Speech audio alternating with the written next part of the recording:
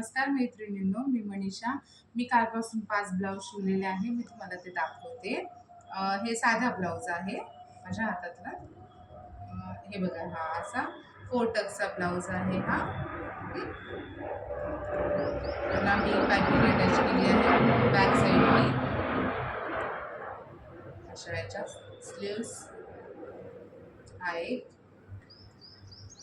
हा दुसरा. हे तिन्ही ब्लाऊज त्यांचेच आहे. ह्याला फक्त मी रेडीमेड पायपिंग अटॅच केलेले आहे, कारण की ह्याला स्लीव्सला वर्क होता.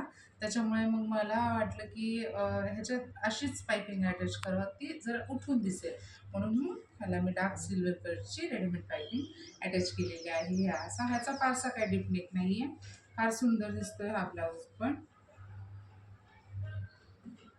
आणि हा तिसरा. हे तिन्ही साडीवरचे ब्लाऊज आहेत. साड्या मी दिलेल्या आहेत त्यांच्या फॉल लावून,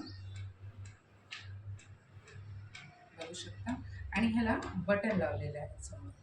तिन्ही ब्लाऊजला बटन लावलेले. आणि हा 4 नंबरचा. ओके. तर हा साडीमधला वर्कचा पीस होता साडीमध्ये. तर तो वर्कचा ब्लाऊज मी शिवलेला आहे.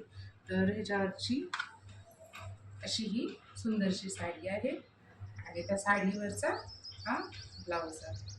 बघा किती सुंदर दिसतोय हा ब्लाऊज. शिवताना मला बरेचसे प्रॉब्लेम आलेले आहेत, ते तुम्हाला सांगायचे म्हणून मी आज साडी आणि ब्लाऊज दाखवते. वर्क तर फार सुंदर आहे. अशा स्लीव्स बनलेले आहेत, लॉंग स्लीव्स बनलेले आहेत. नेक पण फार सुंदर आलेला आहे. आणि ह्याला मी कप्स ॲड केलेले आहेत. तुम्ही बघू शकता ब्लाऊज किती व्यवस्थित नीट आणि फिनिशिंग सहित आलेला आहे.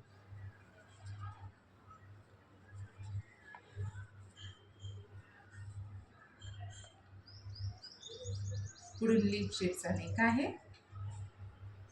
पण ब्लाऊज शिवताना आलेले प्रॉब्लेम तुम्हाला सांगण्यासाठी हा स्पेशली व्हिडिओ बनवलेला आहे की ब्लाऊज शिवताना स्लीव्स तर बरोबर आल्या, स्लीव्सचा मेजरमेंटमध्ये काही प्रॉब्लेम नाही आला मला.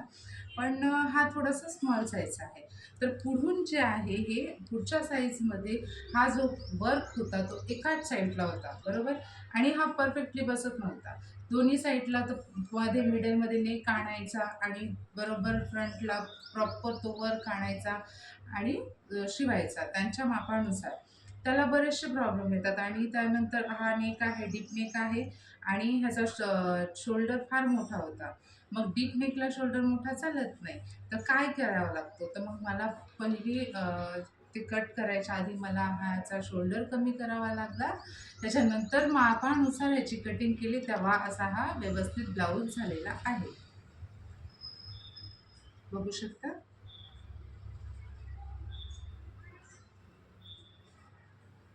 आणि हा 5 नंबरचा. तर हा पण साडीमध्येच होता आणि हा पण वर्कचा आहे. हा पॅच मी मागच्या साईडला घेतलेला आहे.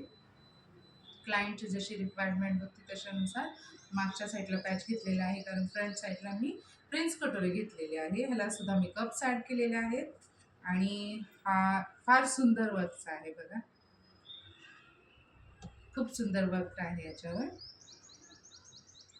त्याला हुक्स आणि मला हात शिलाई राहिलेली आहे अजून करायची. ह्याची साडी फार सुंदर आहे आणि ह्या साडीवर ब्लाऊज पण फार सुंदर दिसणार आहे. ही अशी याची सुंदरशी साडी आहे आणि हा त्याच्यावरचा ब्लाऊज. आता त्यांचाच. आणि साडी बघा अशी खूप सुंदरशी साडी आहे. साडीचा कलर खूप छान आहे आणि त्याच्यावर असा कॉन्ट्रास्ट ब्लाऊज दिलेला आहे. तो शिवल्यानंतर ह्या साडी खूप सुंदर येणार दिसणार आहे. बट आता काय करायचं आहे, ब्लाऊज पीस फार मोठा आहे. ब्लाऊज पीसमध्ये काहीच प्रॉब्लेम नाही आहे. पण इतका मोठा हा नेक दिलेला आहे, तुम्ही बघू शकता. इतका मोठा विड्थ दिलेला आहे नेकचा, सॉरी. आणि मग तो ॲज इट इज कट नाही करू शकत आपण. तर फ्रंट पहिली गोष्ट की हा नेकचा जो विड्थ आहे तो कमी करावा लागेल. शोल्डर मापानुसार घ्यावा लागेल आणि शोल्डरचं माप हे कमी करून तेव्हा नेकची कटिंग केली जाईल. तेव्हा तो नेक जाऊन तो परफेक्ट लाटताना बसेल, नाही तर नेक खाली पडणार आहे. तो ब्लाऊज काहीच व्यवस्थित बसणार नाही. त्यामुळे ह्याच्यामध्ये काय बदल करावा लागतात ते तुम्हाला मी सांगणार आहे, पण ते नेक्स्ट व्हिडिओमध्ये भेटूया. नेक्स्ट व्हिडिओमध्ये. Thank you.